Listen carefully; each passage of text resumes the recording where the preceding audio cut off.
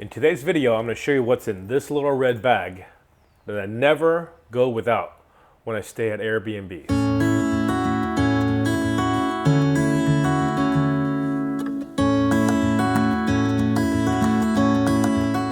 What's up everybody, my name is Dan, welcome to Freely Roaming. So we're currently in Costa Rica, we're in the town called La Fortuna. It is a pretty popular place and we found this Airbnb right in town for not a lot of money. I think we're paying something like $50 a night and it's enough space for all 5 of us. It allows pets and best of all, we can park our van right to the side of the house where we can see it. In fact, we're parked so close I can feed the Starlink wire through the window and we're using our Starlink internet instead of using their internet here. And to go along with that, because a lot of these Airbnbs have TVs and a lot of these smart TVs have the ability to log in to your Amazon, your Netflix, your YouTube, I usually don't do that. Just because I've been at other Airbnbs in the past and I'll turn on the TV and I'll notice that somebody else forgot to log out. So now you got your account out there floating, people are using it, people are doing who knows what. I always prefer to use my own account, but I don't want to do it on somebody else's device. So that's where this bag comes in. And I'm going to show you what's in here. So actually we have a TV here and I've got one of these already in there. I just basically have a couple of Amazon Fire Sticks. You can use Google Chromecast, you can use Apple TV, whatever, it's the same kind of thing.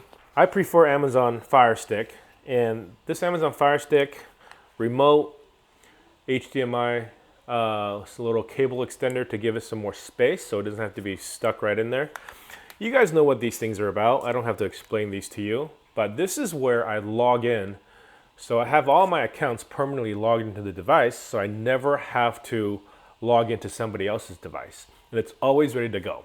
And when I use my own Wi-Fi like I'm here, it's already connected. I just plug it in, turn on the TV, and I'm off. A couple more things I have in here. I also keep a little Bluetooth keyboard, because if you guys know, Amazon Fire Sticks are kind of cumbersome to type in stuff if you want to do searches and stuff. So I keep this little Bluetooth keyboard, and if you guys didn't know this, you can actually connect a lot of Bluetooth devices directly to your Amazon Fire Stick. Game controllers, Bluetooth speakers, and Bluetooth keyboard and mice like this. So there is actually one thing that I added to this kit that I've always wanted, and I didn't get it until recently. Sometimes when you're at an Airbnb and you want to hook up something to your TV over HDMI, and you can easily do that with an HDMI cable, which is what I've done in the past. What the heck? There are a lot of birds here in Costa Rica. There's probably like 100 parrots just flying by right now. So a lot of the times you have TVs that are mounted on the wall and there's no place to put your device that you want to connect to it. Usually it's my computer or an iPad or a phone or something. So to be able to connect, I have to move a table underneath, or I have to, try to find a long enough HDMI cable. And if I don't have that, it can be a problem. So what I have here instead, I've got it all here in the bag now. Wireless HDMI extender. And this particular version is up to 1080p in quality. This is their model 820. Pretty simple little device, but it is really cool. The heart of this device is these 2 little HDMI dongles right here. So basically, we have these 2 HDMI dongles. One is a transmitter, as you can see it says TX right there, and the other one is a receiver, signified by RX. And these plug directly into HDMI. So one will go in to your HDMI output of the device you're trying to connect to, and one will plug into the TV. So when you look at this thing, essentially what these 2 things are, imagine this is a long HDMI cable with an invisible cable in the middle. And the only other thing you need is a couple of USB-C power supplies. These don't take a lot of power. The specifications say that these draw 5 volts at half an amp. So that's about 2.5 watts. My experience is that it draws between anywhere from 1 to 2 watts. So it actually uses very little power. Surprisingly, however, when you use it for an extended period of time, even that low power consumption can heat these devices up a lot. But I've watched full movies with this. I've used these for hours and I have not had any problems with it. So, you know, even though it gets kind of hot, it doesn't actually overheat. If you end up getting a set of these to try, just know that it can get hot to the touch.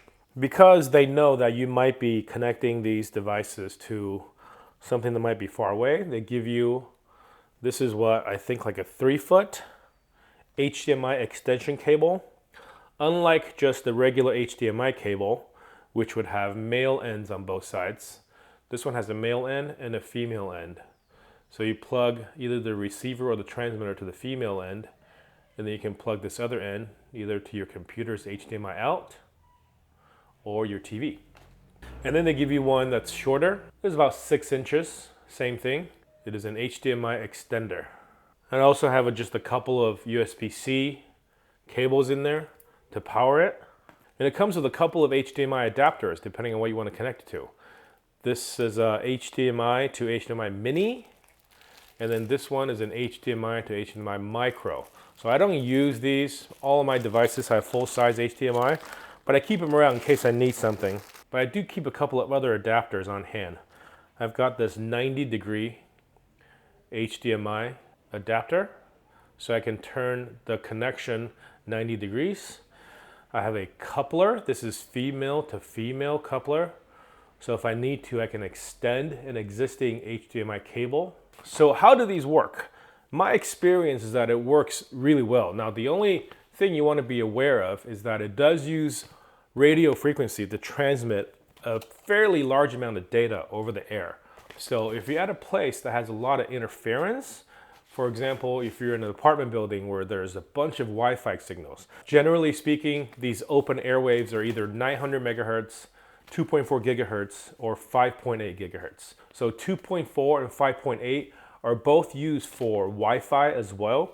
So in a very noisy situation, you may experience some glitches here and there. I haven't been in those situations, so I haven't had any of those glitchy experiences. Another thing that you can do is you can wirelessly connect your computer to a TV that's mounted anywhere within range and essentially use that TV as a second monitor. And you don't have to connect a long wire to it. So if you're showing something from your computer to a bunch of friends, or you guys are watching a movie that's downloaded on your computer, but you don't want to connect it to your TV, you can easily do that with this device. Now, the only thing that I wish that it had is I wish there was some type of built-in power to this device. Because it only draws between 1 and 2 watts, the battery wouldn't have to be that big for it to last long enough to watch a movie. When you hook the receiver up to your TV, usually your TV is going to have a USB power output. So you can't just plug USB power right there.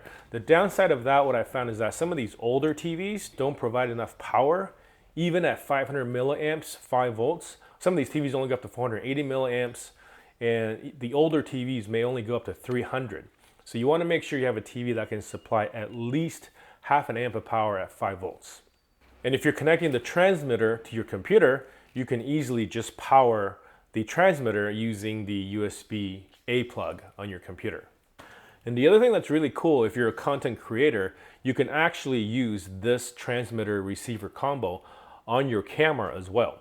So my Sony a7 IV has a full-size HDMI out. If I want to hook the output of my camera up to a TV, I can just use this device, connect the transmitter to the HDMI out on the camera, supply USB power, and I can have everything that I see on the viewfinder on any TV that's got an HDMI input port. So there you go. This is my AirBnB hack for you guys that want to consume content on streaming platforms, or if you want to consume digital content that's coming from your phones or computers and you want to connect it to a TV at a hotel room or an Airbnb where you don't want to log in with your own credential. This is a great way to go. If you want to see links to all these devices, I'll put them in the description below. And especially these guys, this is the 1080p version, but they do also make a 4K version. And depending on which Airbnb and hotel you're at, the TV may not do 4K anyways. So you can save a few bucks by just getting the 1080p version. But I'll link both the 1080p and the 4K version down in the description for you to check out. If you have any questions about this device or anything else that I showed in this video, feel free to ask them in the comments below. Thanks as always for watching, and I'll see you guys in the next one.